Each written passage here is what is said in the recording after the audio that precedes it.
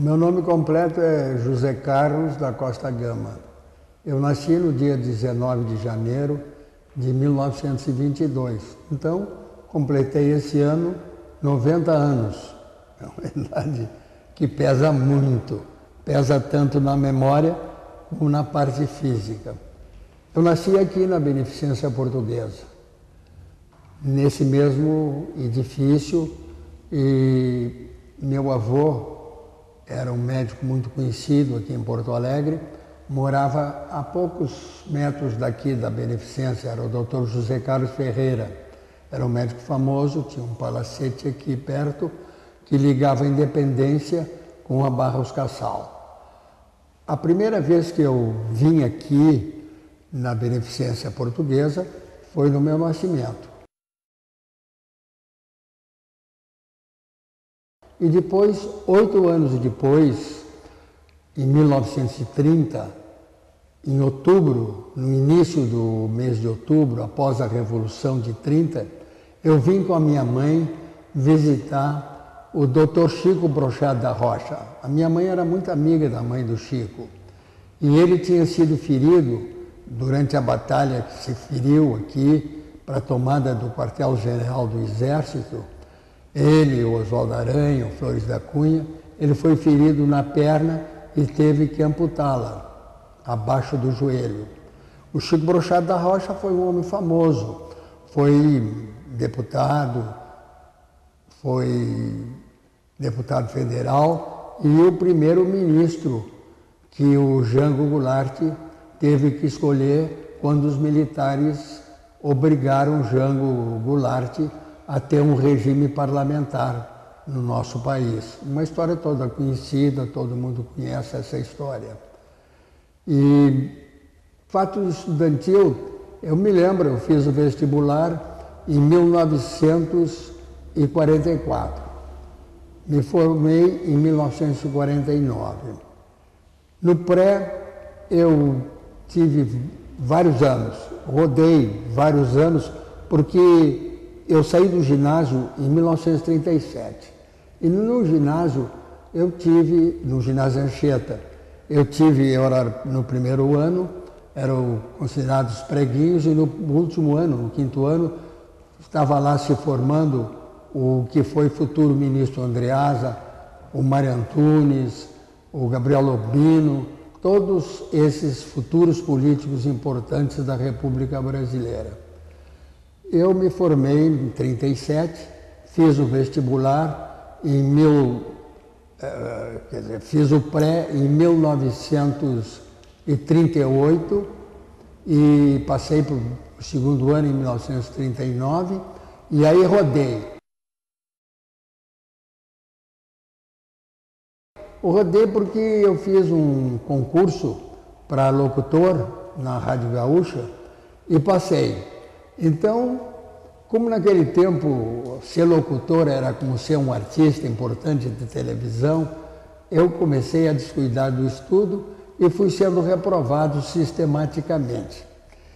Até 1944. Eu trabalhava no rádio e trabalhava em horários que não perturbavam o meu estudo na medicina. Entrei em 44 na faculdade e saí em 49. Fui profissional irradiando futebol, comentando futebol com o Cândido Roberto e outras figuras, o Otto Pedro Brumble, todas pessoas conhecidas. Quando eu estive no pré, eu fiz amizade com pessoas do pré-jurídico. Inclusive, nas horas dos intervalos de aulas, nós jogávamos futebol ali e muitas vezes jogávamos futebol com o pai do nosso amigo, nosso deputado, nosso diretor aqui do museu, o Dr. Germano Bonô. Fui amigo do Bonô jogando futebol com ele. Ele se formou, foi uma figura grande do direito no Rio Grande do Sul e nos separamos. A vida costuma separar os amigos, cada um vai para o seu lado. Eu fui para o lado da medicina, o Bonô, o pai do Germano, foi para o lado de direito, onde foi uma figura estelar. E Quando chegou o ano de 49, eu ainda trabalhava no rádio. A minha função era irradiar os noticiosos, trabalhar nos rádios teatros, fazer tudo. Naquele tempo, o locutor era obrigado a fazer todas as coisas que existiam na rádio daquele tempo. Me formei em medicina e, naquele tempo, eu escolhi a medicina porque havia essa questão familiar. Eu tinha tios médicos, meu avô era médico, então eu optei para estudar medicina. E escolhi a otorrino e a oftalmo. Naquele tempo nós fazíamos as duas coisas. Existia no Rio Grande do Sul apenas uma faculdade, que todo ano lançava no mercado médico 85 novos médicos. Tanto que o meu CRM é o 0459. Formei-me, então, e eu tive que escolher ou continuar no rádio ou ser médico. As duas coisas não podiam ser juntas, uma ou outra. Escolhi a medicina, uma coisa que eu sempre gostei. Me formei fazendo as duas especialidades, otorrino e oftalmologia, porque naquele tempo a medicina era exercida só pelos médicos formados na faculdade cita na Rua Sarmento Leite, um prédio magnífico, um prédio histórico, que foi, digamos, a mãe de todas as faculdades de medicina e a mãe de todos os médicos formados nas mais diversas faculdades.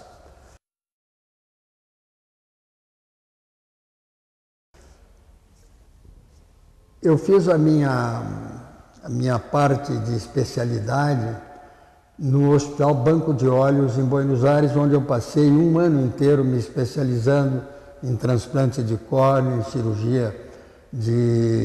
cirurgia de oftalmo. Eu disse no início que eu fazia as duas especialidades, mas chegou um momento que eu tive que optar, ou uma ou outra.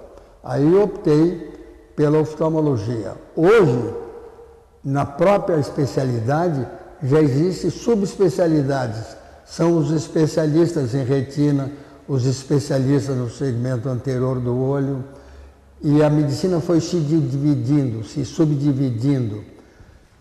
Já não existe mais ginecologista e obstetra. Ou é ginecologista ou é obstetra.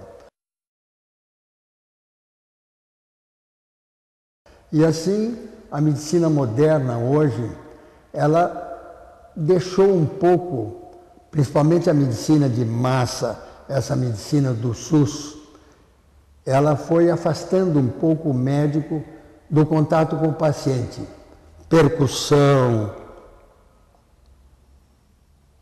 a audioscopia, um ouvido, isso aí foi esquecido pelo médico. Hoje, o médico sentado atende o cliente, pergunta 2 ou 3 coisas e já manda fazer uma tomografia, uma ecografia, uma ressonância magnética. Às vezes ele é obrigado a fazer isso, porque se não faz, ele é muitas vezes culpado de erro médico.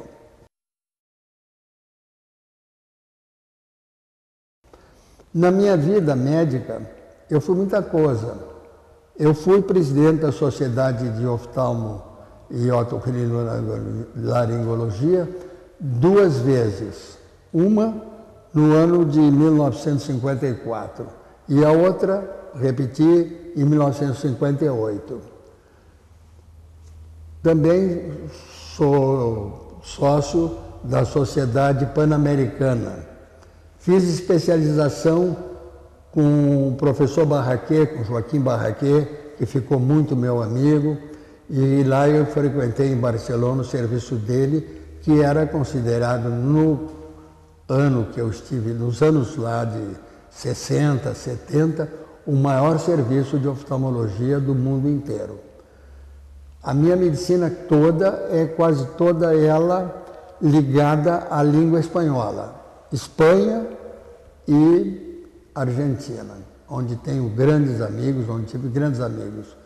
Mas aqueles amigos que eu tive, quase todos ou todos já morreram. Viver muito tem essa desvantagem. Você vai perdendo os amigos e aos poucos você vai fazendo novas amizades.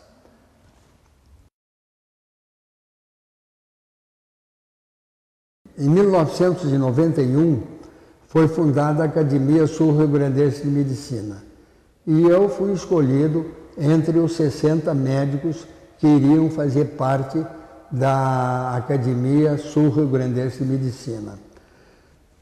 Participei desde as primeiras reuniões. O Dr. Germano Bonot conhece a nossa academia, ele esteve lá fazendo conferências e nós esperamos que no futuro ele possa ser um membro da Academia Sul-Rio-Grandense de Medicina. Merecimento, por demais, ele tem para fazer parte da nossa academia. Em 2002, eu fui eleito presidente da Academia Sul-Rio-Grandense de Medicina. E lá eu tive por 2 anos na presidência e conseguia unir a academia, que era um poder sem poder, que era a reunião dos 60 médicos mais importantes do Rio Grande do Sul, mas não tinham poder. Então eu disse, nós temos que nos juntar ao sindicato, ao Conselho Regional de Medicina, à Associação Médica, para que nós possamos dar o nosso auxílio às decisões, muitas vezes, que o sindicato tem um sucesso muito grande. Até hoje, todo presidente convive cordialmente com os 3 poderes da medicina, que são o Conselho, a Associação e o Sindicato Médico.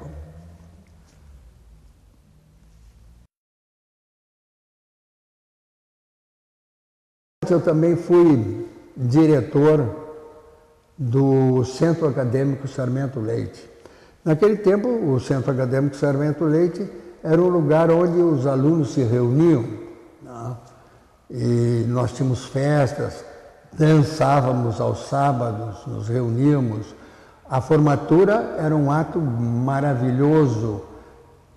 Eu fui orador da turma. Em 1949, eu fui escolhido pelos meus colegas para ser o orador da turma. E o nosso paraninfo foi o professor Tibiriçá, um paulista que veio e que nós podemos até considerar. A medicina aqui no Rio Grande do Sul teve um progresso muito grande com a presença dele. Ele era um professor de anatomia patológica e foi um grande criador de várias coisas. Inclusive, ele foi um dos fundadores da PLUB, que é a Associação Profissional dos Universitários. A PLUB existe até hoje e eu sou conselheiro eleitor da PLUB. Apesar de 90 anos, eles me escolheram para fazer parte do conselho eleitor da PLUB.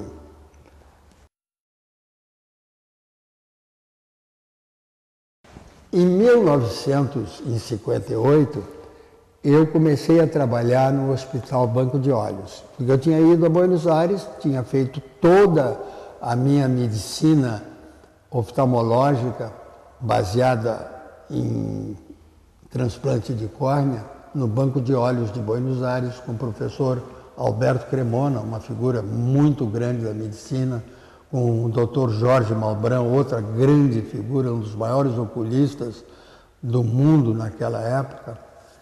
E comecei a trabalhar com a dona Lídia Moschetti.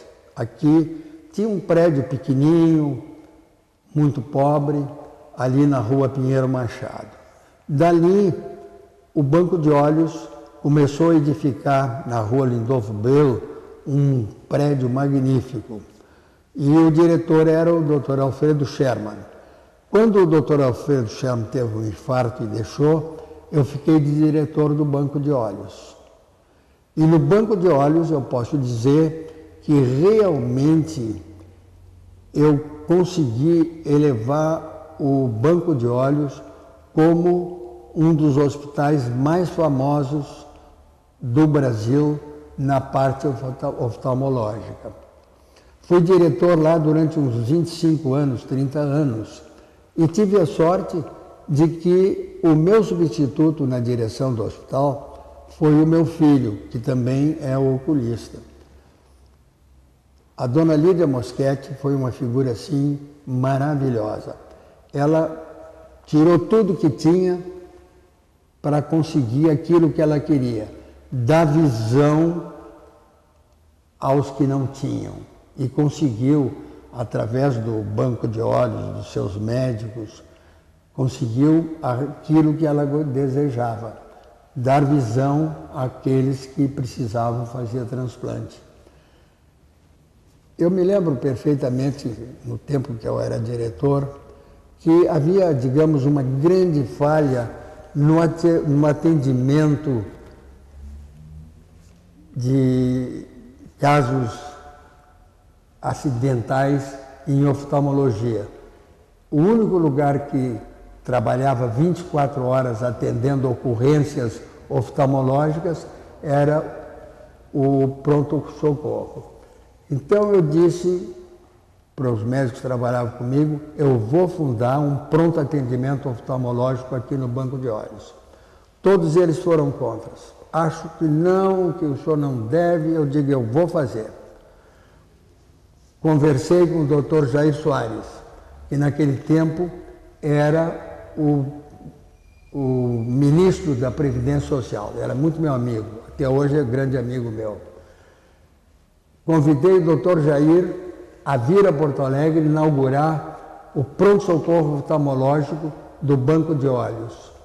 E hoje, esse pronto-socorro atende mais de 3.000 pessoas por mês. É um serviço que funciona 24 horas por dia. E é conhecido em todo o estado, em Santa Catarina, até no Paraná. Um fato curioso, eu vou contar uma coisa que aconteceu comigo. Eu estava em Minas Gerais, num congresso médico em Belo Horizonte, um amigo meu, muito amigo, já morreu, e ele chegou para mim e disse, vamos ver o Arigó operar a catarata. Eu digo, mas vem cá, o que é que nós vamos fazer lá com o Arigó? Não, vamos lá ver o Arigó. Aí fomos no local que o Arigó atendia. O Arigó não estava, mas um funcionário dele disse, não, os senhores venham de tarde aqui, que ele vai lhe atender. Bom, voltamos de tarde, o Arigó nos atendeu, dissemos que eram oftalmologistas de Porto Alegre e que queríamos ver ele operar uma catarata. Ele disse, olha, eu não posso fazer isso porque hoje o Dr. Fritz não vai comparecer na minha sessão, mas posso mostrar o que é que eu posso fazer em oftalmologia. Aí, durante a conferência que ele fez, combateu muito o tabagismo, era um galpão grande, cheio desses bancos que se usa nas churrasqueiras de campanha, cheio de gente. E ele perguntou, tem alguém aí que precisa alguma coisa de olhos? Aí se apresentaram 3. Ele me chamou meu colega, encostou as pessoas na parede, tirou uma faquinha da cintura e introduziu no olho, abaixo da pálpebra, essa faquinha e espetava na pálpebra até começar a sangrar. E as pessoas estavam completamente paradas. Não sei se ele hipnotizava ou se aquilo era uma coisa já pré-combinada. Não sei se ele tinha anestesiado. Passado as conferências dele, ele foi dar as consultas. E eu disse para o meu amigo, mas olha aqui, imagina eu entrar na fila para consultar com o Arigó, imagina se eu encontro um cliente meu de Porto Alegre e vejo o Dr. Costa Gama consultando com o Arigó, mas sabe que não deu outra. Um cliente meu chegou, ô doutor Costa Gama, o senhor está aqui, veio consultar com o Arigó? Eu digo, não, não vim consultar, vim ver ele, se realmente ele opera a catarata. A minha mulher entrou na fila para consultar com o Arigó. Quando terminou a consulta, ele rabisca lá, ela foi na farmácia e tudo que o Arigó tinha receitado era para o fígado. Eu disse para ela, mas tu não tem nada no fígado, o que é que ele quer com isso? Então a pessoa, ele não cobrava consulta, mas cobrava o preço do remédio. Ela não comprou nada, ela não tinha nada no fígado. 15 dias depois nós fomos para Buenos Aires. Fomos a Buenos Aires e lá ela começou a se sentir disposta. Eu estava com o Rivadavia, que é muito meu amigo, grande colega, amigo, quase um irmão. E ela sentava às vezes na beira da calçada e vomitava e se sentia mal. Durante todo o tempo que estivemos lá, ela teve amolado. Voltamos para Porto Alegre. Na primeira noite que ela dormiu em Porto Alegre, ela amanheceu completamente amarelada, teve uma hepatite. Então eu pergunto, por que o Arigó receitou para ela só remédios para o fígado? Será que ele tem uma previsão, uma premonição das coisas que vão acontecer? Isso é um fato que eu não sei se devia contar, mas estou contando. É um fato curioso, aconteceu comigo. O Arigó foi um homem famoso, teve uma fama muito grande, tão grande como esse espírita, que agora eu não me recordo o nome, que há pouco tempo morreu e que deixou assim centenas de livros psicografados.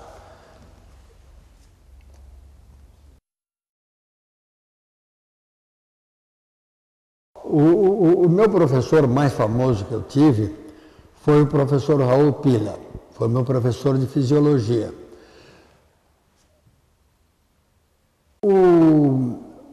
Como na época da ditadura do Getúlio Vargas, eu na realidade nunca fui assim contra a ditadura do Getúlio Vargas. Inclusive, eu tinha um primo irmão, muito amigo meu, que era casado com a filha do Getúlio Vargas, com a Jandira Vargas. Casado, ele teve 2 filhos, o Getúlio Vargas Costa Gama, que é fazendeiro hoje, mora em São Borja, numa fazenda que pertence ao Dr. Getúlio. Tive uma pequena convivência com o Dr. Getúlio, admirei muito, ele foi sempre um homem, na minha opinião, pode ser que tenha gente que acha que não, acho que ele foi um homem muito honesto. Se nós compararmos com o que existe hoje de roubalheira nesse país, o governo Getúlio Vargas foi um governo assim excepcional. E ele foi deposto porque, na realidade, houve interesses econômicos. Aquele jornalista, que eu não me lembro agora o nome dele, o Carlos Lacerda, a gente esquece. O Carlos Lacerda foi um homem que lutou muito contra o Getúlio, foi ferido num atentado comandado por homens da proteção do Getúlio Vargas. Hoje todo mundo tem essa proteção. E onde morreu um oficial da Marinha, e daí desandou-se aquela revolta, o Getúlio foi deposto, foi para São Borja, voltou em 1955, governou, foi em 1955, foi em 50, né? De 45 a 50 foi o general Dutra. 50, o Getúlio Vargas assumiu o poder, foi eleito por uma votação maciça. O opositor deles era, se não me engano, era o Brigadeiro, ou o Cristiano Machado, não sei qual deles era o que era o opositor do Getúlio. Sei que o Getúlio ganhou fácil. Governou até 1954 e graças à campanha movida pelo Carlos Lacerda, que sofreu um atentado, foi ferido na perna, ele acabou, em 54, ele suicidou-se. Ele suicidou-se em 54, que ele exerceu o governo de 50 a 54. E aí houve uma reviravolta. Eu me lembro que o Lutero Vargas, que era filho do Getúlio, o filho mais velho do Getúlio, não podia sair na rua mais, todo mundo apupava e vaiava, atirava pedras. Quando o Getúlio se suicidou, foi uma transformação maciça. Todo mundo começou a proteger os filhos do Getúlio Vargas, do Maneca Vargas, do Lutero Vargas, Alzira Vargas, o coronel, o almirante Peixoto, que era casado com a Alzira Vargas. E o Getúlio ficou assim como um símbolo. Aquela carta dele de despedida é de uma beleza ímpar. E eu me lembro que um colega de rádio, que trabalhei com ele aqui na difusora, ele naquele tempo ele era o repórter Esso, ele lia de 10 em 10 minutos a carta. E houve um movimento geral de quebra-quebra em todo o Brasil.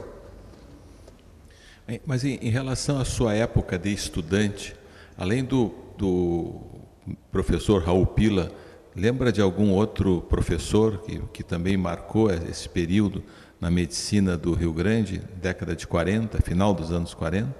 Me lembro, foi o doutor Guerra Blessman, grande cirurgião, um cirurgião que deixou assim uma série de alunos. E o professor Rubens Maciel, que foi uma figura ímpar da medicina, um orador maravilhoso. O professor Faraco, outro gênio da medicina, outra figura espetacular. Foi no tempo do Faraco, quando ele foi reitor, que se começou a trabalhar a medicina torácica, a abrir o tórax dos pacientes. Ele trouxe um professor lá do Rio de Janeiro que começou a fazer a cirurgia torácica, entre eles até um colega meu, o Ivan Faria Correia, que foi um grande cirurgião e começou a cirurgia cardíaca aqui. E o professor também, Mário Berne. Mário Berne era uma figura esquisita. Ele era combatido por todos. Ele era uma figura, assim, contestada pelo mundo médico. O concurso que ele fez e que ele foi aprovado foi assim, abriu uma luta entre o mundo médico daquele tempo. Mas ele acabou sendo aprovado e foi o meu primeiro professor de Química Médica na Faculdade de Medicina. Outra coisa que aconteceu no tempo que eu fui presidente da Academia de Medicina foi, assim, a fundação sucessiva de várias faculdades de medicina. Logo que eu me formei, anos depois, se fundou a Faculdade de Medicina de Santa Maria. Depois, duas de Pelotas e uma de Rio Grande. E aí começaram a aparecer Faculdade de Medicina em Passo Fundo, Faculdade de Medicina em Santa Cruz, Faculdade de Medicina em Caxias. Hoje nós temos 11 faculdades de medicina. E, segundo consta, numa reunião que nós tivemos na Academia de Medicina, existe pedido para abertura de mais de 100 faculdades de medicina no Brasil, o que seria um desastre. Eu me lembro que em 1949 nós éramos, no Rio Grande do Sul todo, 1.000 e poucos médicos. E o cliente era muito mais bem atendido do que é hoje. Eu quero relatar um fato que aconteceu na minha casa hoje. Eu tenho uma empregada que foi solicitado uma endoscopia para ela há 4 anos. 4 anos, uma endoscopia. Hoje ela fez a endoscopia. Um resultado muito bom, eu vi o resultado. Se ela tivesse qualquer problema, se tivesse um câncer do esôfago, um câncer do estômago, ela teria morrido nesses 4 anos. Claro que não teria feito. E assim é o SUS. O SUS, ele, na minha opinião, ele realmente atende maciçamente, mas ele se dedica mais a fazer grandes transplantes. Um transplante de coração custa, assim, centenas de reais, milhares de reais. E o atendimento comum é precário. Tem doentes que chegam a esperar meses, anos para ser atendido, como é o caso dessa empregada minha, que levou 4 anos para fazer a endoscopia que estava marcada.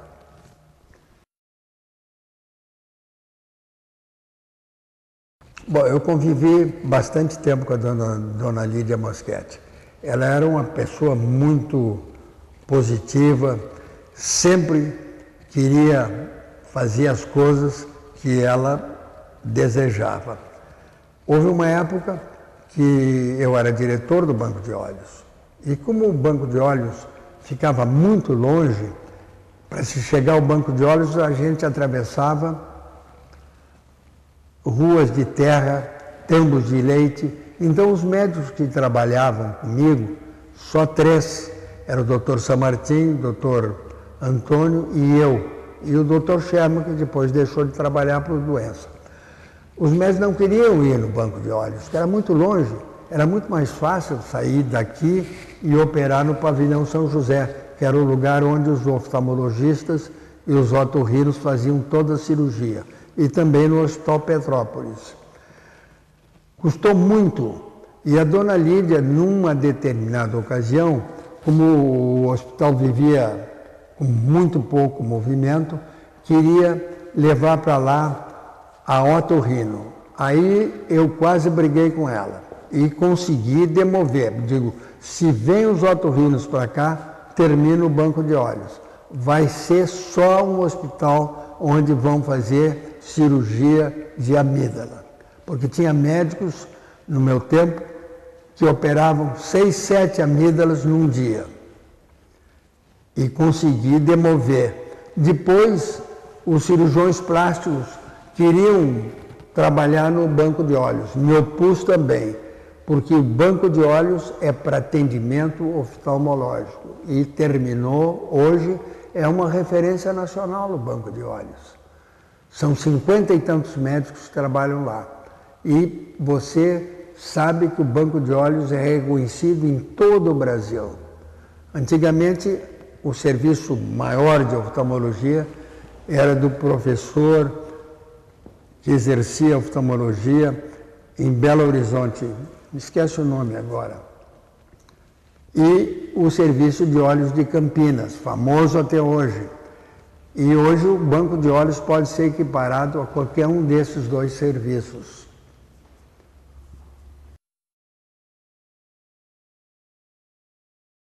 Bom, eu como estudante logo comecei a trabalhar na Santa Casa no 3º ano, trabalhava na enfermaria 8ª, que era dirigida pelo professor Álvaro Barcelos Ferreira. E tinha como assistente o Franklin Veríssimo, grande amigo meu, que foi mais tarde também eleito acadêmico de medicina. E no mesmo tempo que eu fiz umas noções de clínica médica, eu passei a frequentar o ambulatório de otorrino e o ambulatório de oftalmologia. O de otorrino era de manhã, das 7h30 até as 10 horas. E depois seguia as aulas que tinha nos diferentes cursos que a medicina dá para que o aluno se prepare para futuro médico. E à tarde trabalhava no serviço do professor Ivo Correia Maier, que foi assim uma figura estelar da medicina. Foi uma figura maravilhosa, deixou assim centenas de alunos que hoje são os oftalmologistas que exercem essa especialidade no Rio Grande do Sul. Quando eu me formei aqui em Porto Alegre, eram 40 oftalmologistas. Hoje tem mais de 400. E em todas as especialidades. Você vê, cirurgião plástico tem 500 aqui em Porto Alegre. Dermatologista tem mais de 1000. E a medicina, então, foi se proliferando. E acho que, apesar de toda essa quantidade de médicos, a medicina do meu tempo era uma medicina que aproximava mais o paciente do médico. O médico que atendia o cliente, ele auscultava, ele percutia. Não existia outro exame que não fosse a radiografia. Hoje, o médico facilitou-se muito com todos esses exames. Tomografia, ecografia, cintilografia, ressonância magnética. E isso encareceu muito a medicina. E deixou, digamos, muito médico de exercer a medicina como era exercida no nosso tempo. A medicina clínica, a medicina das especialidades.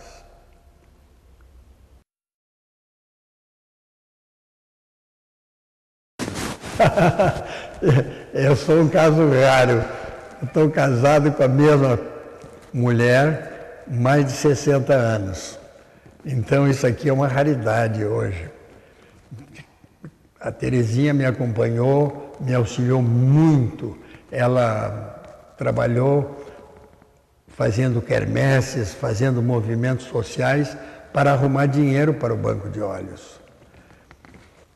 E conseguimos muita coisa para o nosso hospital, doações, e conseguimos instalar ali no Hospital Banco de Olhos um restaurante que até hoje existe, graças a uma quermesse que ela fez, e conseguimos mobiliar um restaurante muito bom lá no Banco de Olhos.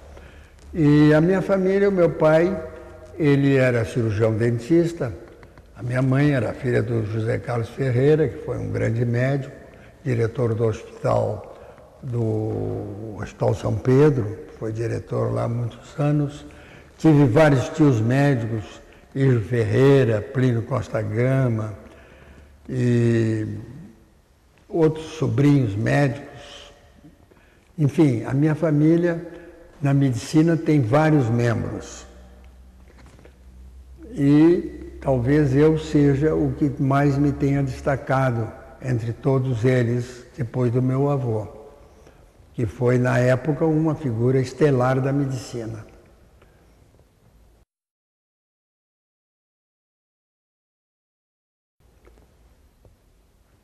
Eu não me arrependo hoje de ter escolhido entre continuar com o trabalho no rádio e a medicina. Escolhi a medicina. A medicina me deu muita alegria.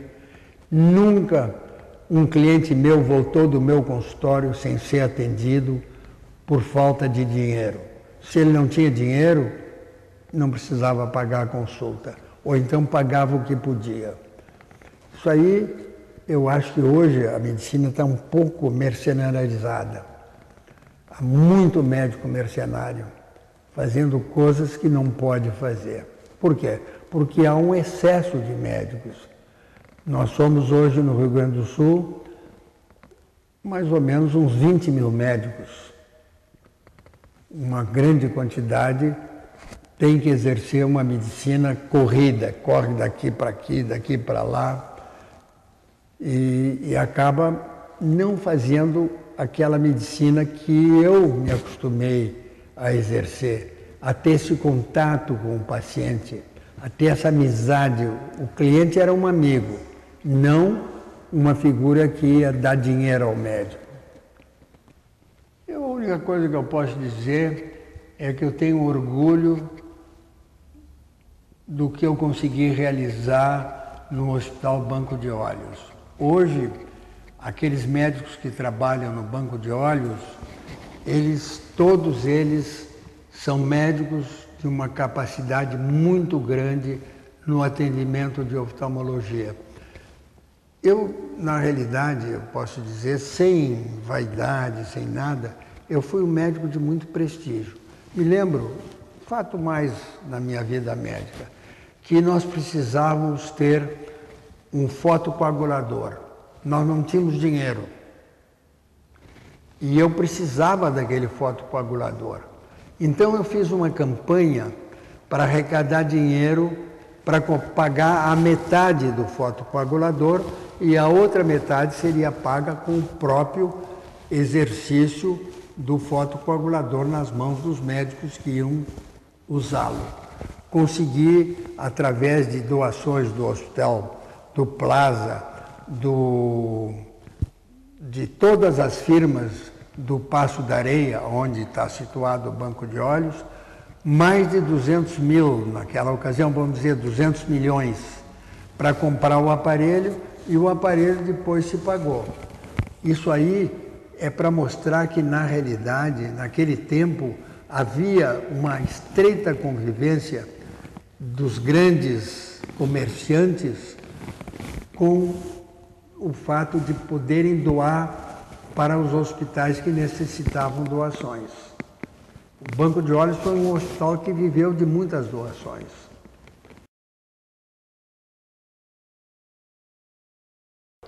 Eu, quando trabalhava na Rádio Gaúcha, eu, na realidade, fazia tudo.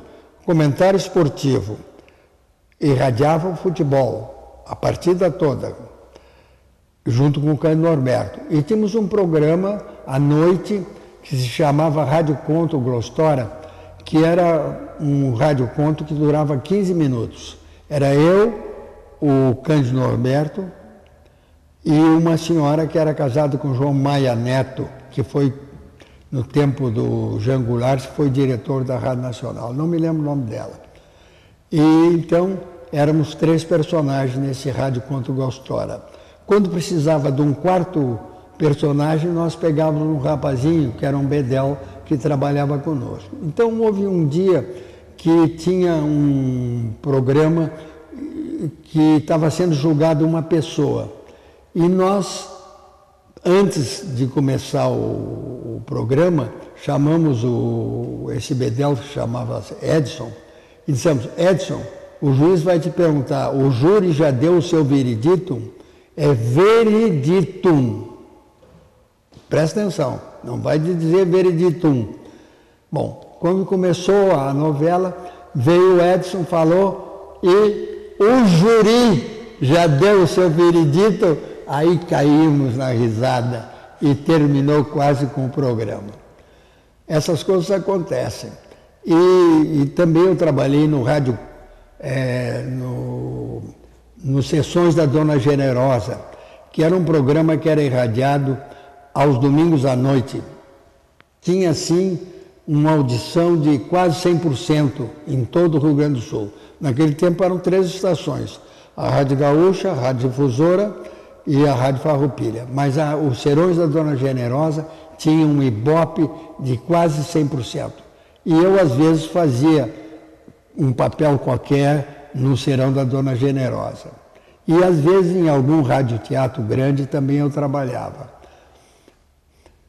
E, tornando a falar de rádio, eu vou contar que o Maurício Hiroshi foi trazido por mim de Passo Fundo, porque o doutor